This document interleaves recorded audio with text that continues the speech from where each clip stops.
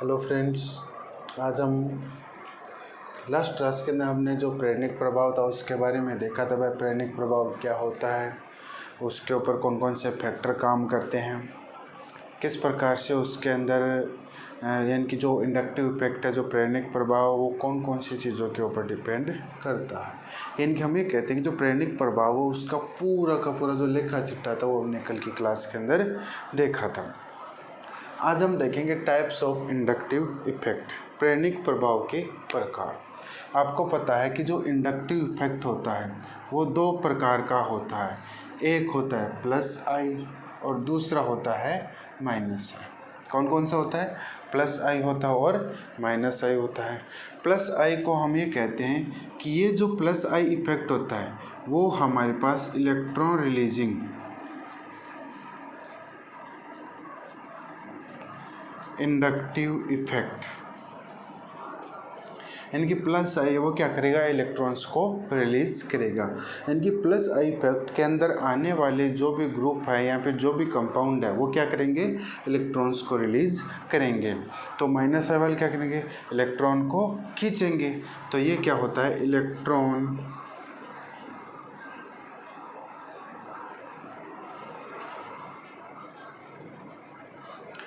Withdrawing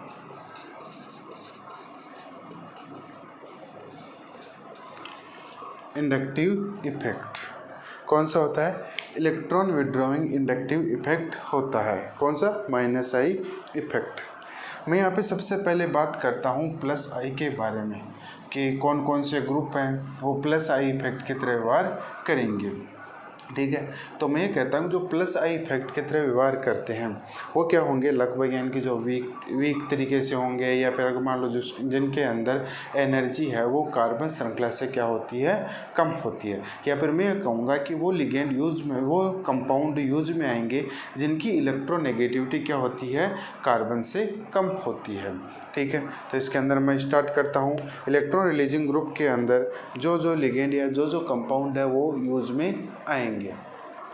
इसके अंदर सबसे पहला आता है CH2 नेगेटिव।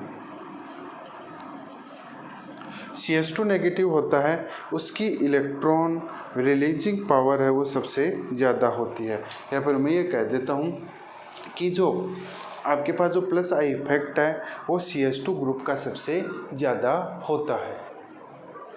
उसके बाद में CH2 के बाद में आता है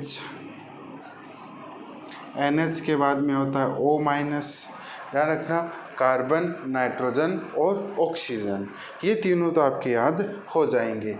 तीसरा आता है कार्बन के पास ऑक्सीजन उसके ऊपर नेगेटिव चार्ज हो और यहाँ पर एक डबल बॉन्ड उपस्थित हो। ठीक है, ये हो गया। उसके बाद में देखो कार्बन, नाइट्रोजन, ऑक्सीजन, ये कार्बोक्सिलिक ग्रुप होता है। अगर इसके हाइड्रोजन लगा दो तो ये कार्बोक्सिलिक ग्रुप हो जाएगा। H+ निकाल दिया तो ये कार्बोक्सिलिक आयन का फॉर्मेशन हो गया। उसके बाद में 3 डिग्री कंपाउंड हो गया। 3 डिग्री कंपाउंड के बाद में 2 डिग्री, 2 डिग्री के बाद में 1 डिग्री। क्लियर है, 3 डिग्री के बाद में 2 डिग्री, 2 डिग्री के बाद में 1 डिग्री। उसके बाद में CH3 CH2। ठीक है, यानी कि आपके पास जो CH2 कंपाउंड है उसके ऊपर कोई CH3 ग्रुप वगैरह या फिर कोई एल्किल ग्रुप जुड़ जाए। ठीक है, उसके बाद में हम देखते हैं जो CH3 CH2 वगैरह ग्रुप होते हैं उनके जो आइसोमर्स होते हैं, जैसे कि आपके पास CT3 है, CD3 है, CH3 है, C ट्रिटियम, ड्यूटेरियम और हाइड्रोजन, ये हो गए। उसके बाद में अगर इनके पास कार्बन हटा दें तो ट्रिटियम, ड्यूटेरियम और हाइड्रोजन, ये जो कंपाउंड है वो क्या शो करेंगे, प्लस आई इफेक्ट। ये जो कंपाउंड है वो क्या शो करेंगे, प्लस आई इफेक्ट शो करेंगे। ज़्यादा याद करने की ज़रूरत नहीं है, बस इतना ही है। CH2 NH O negative, CO negative, 3 degree, 2 degree, 1 degree carbon, या फिर जो भी आपके पास डेरिवेटिव कंपाउंड हो गए, CH3 CH2 CT3 CD3 CH3, tritium, deuterium और हाइड्रोजन। ठीक है, देख लो, इसको लिख लो। अगर किसी ने नहीं लिखा है तो ये ग्रुप है, ये जो आपके पास ऑर्डर है वो बहुत ज़्यादा इम्पोर्टेंट होता है। उसके बाद में मैं बात करता हूँ माइनस आई इफेक्ट की। अगर आपको ये लगे भाई माइनस आई इफेक्ट है वो कौन सा होगा, तो हम ये कहते हैं अगर कार्बन श्रृंखला से जुड़ा हुआ अगर कोई भी कंपाउंड है, अगर कार्बन श्रृंखला से जुड़ा हुआ जो भी एटम है, अगर उससे जस्ट अगले वाला एटम की इलेक्ट्रोनेगेटिविटी अगर ज़्यादा होती है, उसकी इलेक्ट्रोनेगेटिविटी क्या होती है, ज़्यादा होती है, तो मोस्टली तौर पे किसके तरह व्यवहार करता है, माइनस आई इफेक्ट की तरह व्यवहार करता है। ठीक है, करता हूँ स्टार्ट इसके। Order of minus I effect, minus I effect का ऑर्डर लिखता हूँ भाई। माइनस आई इफेक्ट के ऑर्डर कौन कौन से होते हैं, ठीक है। तो सबसे पहले है OF2, OF2 के बाद में आता है OR2, कौन सा आता है, OR2, सॉरी, इसके बाद में इससे पहले आता है OR2 नहीं आएगा, OCl, फ्लोरीन, फ्लोरीन के बाद में क्लोरीन, एल्किल से ज़्यादा होती है क्लोरीन की, OCl2, OCl2 के बाद में आएगा OR2। देखो इसके अंदर इसमें भी ऑर्डर चलेगा। सबसे पहले हम कौन से चलेंगे, ऑक्सीजन को लेकर, OF2, OCl2, OR2, ठीक है। उसके बाद में NF3 सेम चलेगा, NF3, NF3 के बाद में NCl3, NCl3 के बाद में NR3, NCl3, NR3, ठीक है। OF2, OCl2 ऑक्सीजन हो गए, नाइट्रोजन हो गए तीनों के। इसके बाद में याद करने की ज़रूरत आती है, आपको ज़्यादा याद नहीं आएगा, आप एक दो बार पढ़ोगे तो ये याद हो जाएगा, ठीक है। तो नाइट्रोजन से रिलेटेड और भी ग्रुप है क्या जो स्ट्रॉन्ग लिगेंड में आते हैं, कौन कौन से याद करो। एक आता है आपके पास NO2, एक आता है NH3, दोनों स्ट्रॉन्ग लिगेंड में आते हैं। तो कौन सा हो गया, एक हो गया आपके पास NH3, ठीक है। NH3 के बाद में कौन सा बच गया, एक NO2, क्लियर है, इतना हो गया। उसके बाद में क्या नाइट्रोजन से रिलेटेड और भी कोई आता है क्या, आता है ना, कौन सा, साइनाइड, बट वो डायरेक्ट नहीं आता है, कार्बन के बाद में क्या आता है, साइनाइड आता है। OF2, OCl2, OR2, NF3, NCl3, NR3, NH3 हो गए, NO2 हो गए और साइनाइड हो गए, ठीक है। उसके बाद में कार्बन आपके पास ऑक्सीजन हो गया, नाइट्रोजन हो गया। उसके बाद में आता है SO2R, सल्फर ग्रुप की बात करते हैं, SO2R सल्फर ग्रुप आएगा। सल्फर ग्रुप के बाद में फिर देखते हैं हम एल्डिहाइड, कौन सा आ गया, एल्डिहाइड ग्रुप आ गया। अगर जहाँ पे एल्डिहाइड आता है तो उसके बाद में कौन आता है, कीटोन ग्रुप भी आता है।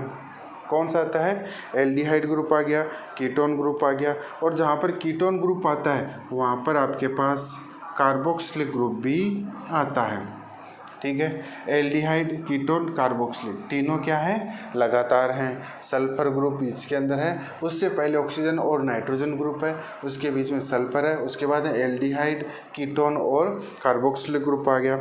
उसके बाद में कौन से आएंगे, हेलोजन्स आएंगे। हेलोजन कौन कौन से, फ्लोरीन, क्लोरीन, ब्रोमीन और आयोडीन। हेलोजन कौन कौन से आ गए, फ्लोरीन, क्लोरीन, ब्रोमीन और आयोडीन आ गए, ठीक है। उसके बाद में कौन से ग्रुप आएंगे, उसके बाद में आएगा एस्टर ग्रुप, OR, उसके बाद में आएगा OH, एस्टर और एल्कोहल ग्रुप दोनों साथ में आएंगे, ठीक है। उसके बाद में क्या आएगा, कार्बन ट्रिपल बॉन्ड CH, देखो एल्काइन, यहाँ पे क्या है, ये sp हाइब्रिडाइज है, इस कारण से इसकी इलेक्ट्रोनेगेटिविटी है वो क्या होती है, ज़्यादा होती है, किसकी तुलना में, एल्केन और एल्किन की तुलना में, ठीक है। उसके बाद में आएगा हमारे पास जो बेंजीन ग्रुप है, इसके बाद में आएगा आपके पास एल्कीन,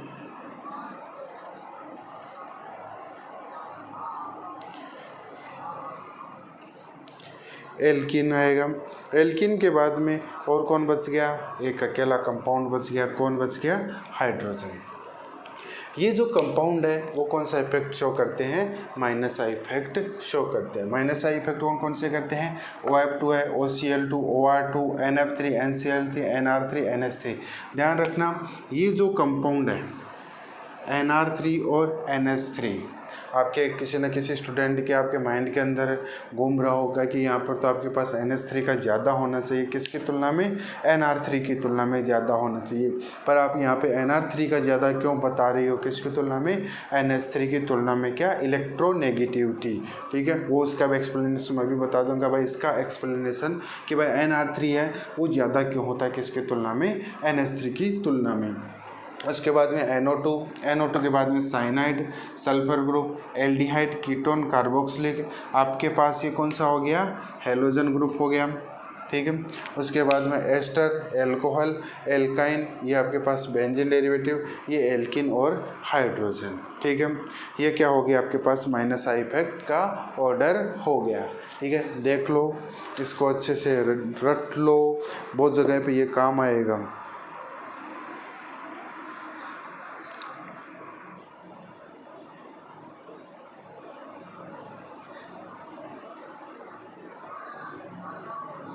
लिख लिया सभी ने, ठीक है।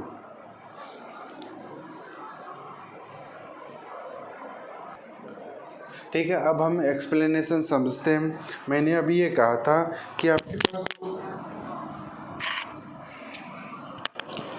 पास जो भी -I इफेक्ट है, उस -I इफेक्ट का जो ऑर्डर है वो NR3 का ही ज़्यादा क्यों होता है, किसकी तुलना में, NH3 की तुलना में। ठीक है, उसको देखते हैं। मैंने ये कहा कि भाई जो आपके पास NR3 है, इसका -I इफेक्ट ज़्यादा होता है किसकी तुलना में, NH3 की तुलना में होता है। देखो मैं दोनों को समझाता हूँ। कार्बन कार्बन कार्बन, नाइट्रोजन के बाद में यहाँ पे एल्किन, ये एल्किन और ये एल्किन। मैं सबसे पहले इसको समझा देता हूँ, उसके बाद में मैं NH3 के बारे में बताता हूँ। ठीक है, अब देखो एल्किन जो आपके पास नाइट्रोजन है, इस नाइट्रोजन की जो इलेक्ट्रोनेगेटिविटी है वो आपके पास इन बाकी सभी से क्या होती है, ज़्यादा होती है। तो ये अपनी तरफ इलेक्ट्रॉन्स को क्या करेगा, खींचेगा, इधर से भी खींचेगा, इधर से भी खींचेगा। ये हमारे पास एल्किल ग्रुप है, ये कार्बन है। इन दोनों के बीच में इलेक्ट्रॉन इधर से भी आ रहे हैं, इधर से भी आ रहे हैं, तो इनके बीच के अंदर क्या होगा, इलेक्ट्रॉनिक रिपल्सन होगा। इलेक्ट्रॉनिक रिपल्सन होगा तो मैं ये कहता हूँ कि भाई इनके अंदर जो स्टेरिक डिस्प्लेसमेंट होता है,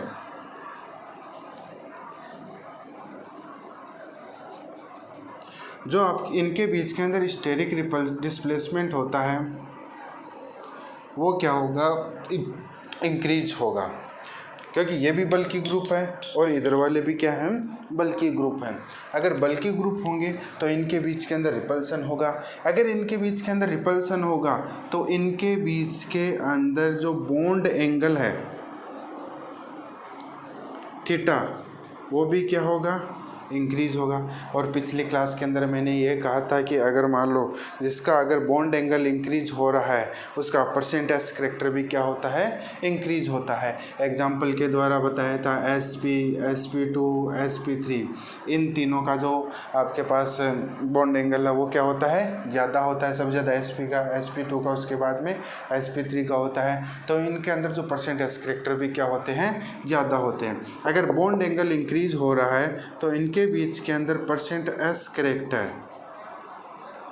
वो भी क्या हो रहा है, इंक्रीज हो रहा है। अगर %s करैक्टर इंक्रीज हो रहा है तो इलेक्ट्रोनेगेटिविटी भी क्या हो रही है, इंक्रीज हो रही है। और जिस जगह के ऊपर अगर इलेक्ट्रोनेगेटिविटी इंक्रीज होगी तो उसका -I इफेक्ट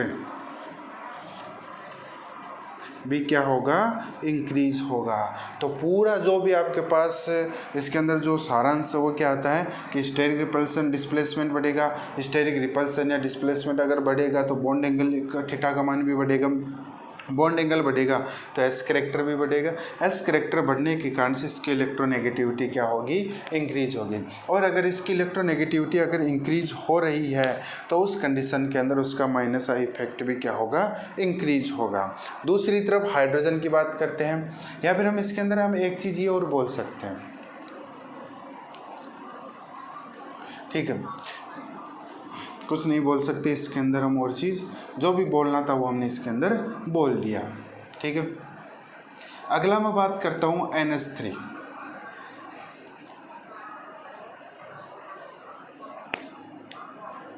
यहाँ पर हाइड्रोजन है, यहाँ पर हाइड्रोजन है, ठीक है।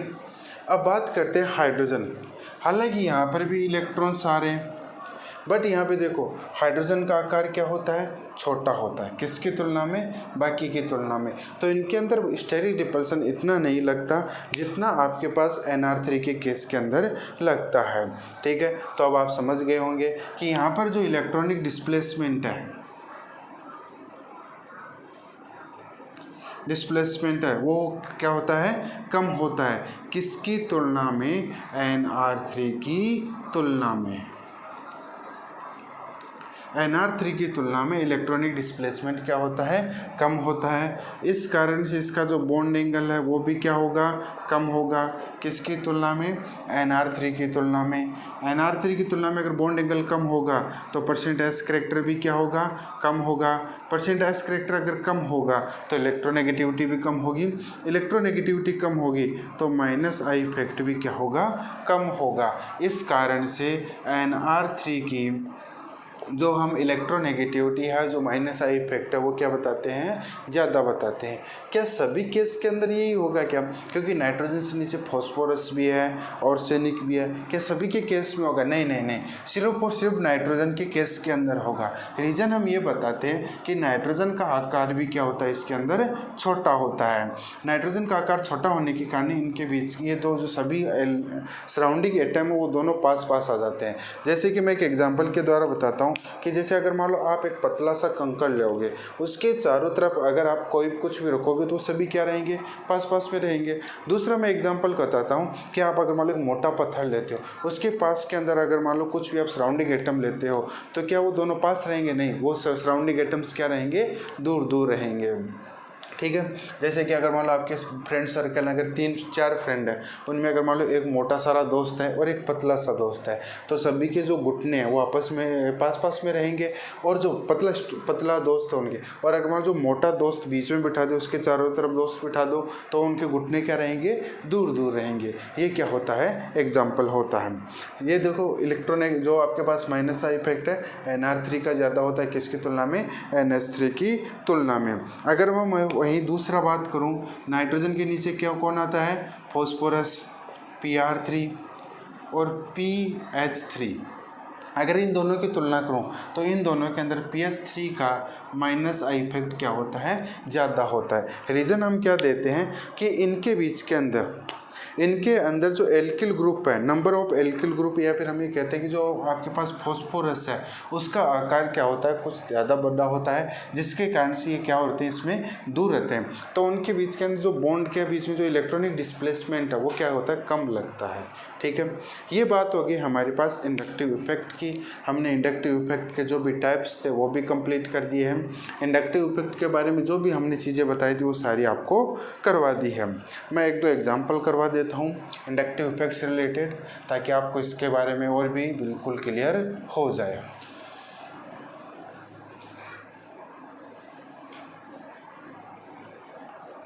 एक चीज़ ध्यान और रखना कि इंडक्टिव इफेक्ट है वो किसके ऊपर डिपेंड करता है, डिस्टेंस के ऊपर डिपेंड करता है। दूसरी चीज़, ये सिर्फ और सिर्फ सिग्मा बॉन्ड के ऊपर लागू होता है, पाई बॉन्ड के ऊपर जो आई इफेक्ट लागू नहीं होता है। किसके ऊपर, सिर्फ सिग्मा बॉन्ड के ऊपर लागू होता है, पाई बॉन्ड के ऊपर लागू नहीं होता है। ये हमारे पास परमानेंट, इसको हिंदी में क्या बोलते हैं, स्थायी, ठीक है। ये स्थायी डिस्प्लेसमेंट होता है, ठीक है। तभी हमने इसको स्थायी परमानेंट डिस्प्लेसमेंट के अंदर आपको समझाया था, ठीक है। सबसे पहला एग्जांपल लेता हूँ मैं सिंपल सी कार्बन चेन को।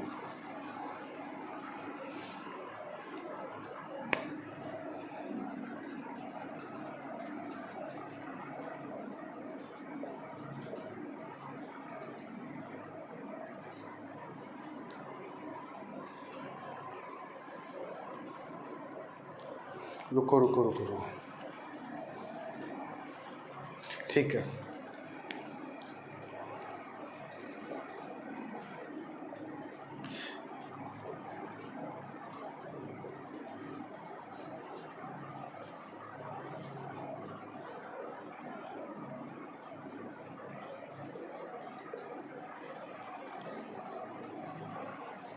ये हमारे पास एग्जाम्पल है, ठीक है। इस एग्जाम्पल के अंदर आपको आई इफेक्ट का ऑर्डर बताना है। तो देखो कार्बन के पास में यहाँ पे देखो आप जो CH3 ग्रुप देखते हैं, CH3 ग्रुप देखते हैं, कौन सा इफेक्ट समझोगे आप? CH3 ग्रुप में कौन सा इफेक्ट होता है? प्लस आई इफेक्ट होता है या फिर माइनस आई इफेक्ट होता है? बताओ। CH3 में कौन सा होता है? प्लस आई इफेक्ट होता है। तो यहाँ पे जो ऑर्डर है वो कौन सा आएगा? प्लस आई इफेक्ट का आएगा। तो देखो सबसे ज़्यादा इसमें है तो प्लस आई इफेक्ट इसमें ज़्यादा होगा, उसके बाद में प्लस आई इफेक्ट इसमें कम होगा, उसके बाद में इसमें, और सबसे कम प्लस आई इफेक्ट का ऑर्डर सब प्लस आई इफेक्ट किसमें होगा? इसमें होगा सबसे कम। तो अगर मैं इनकी ऑर्डर की बात करूँ तो सबसे ज़्यादा इसमें, उसके बाद में इसमें, और सबसे कम CH3 के अंदर होगा। इस प्रकार से हम जो आपके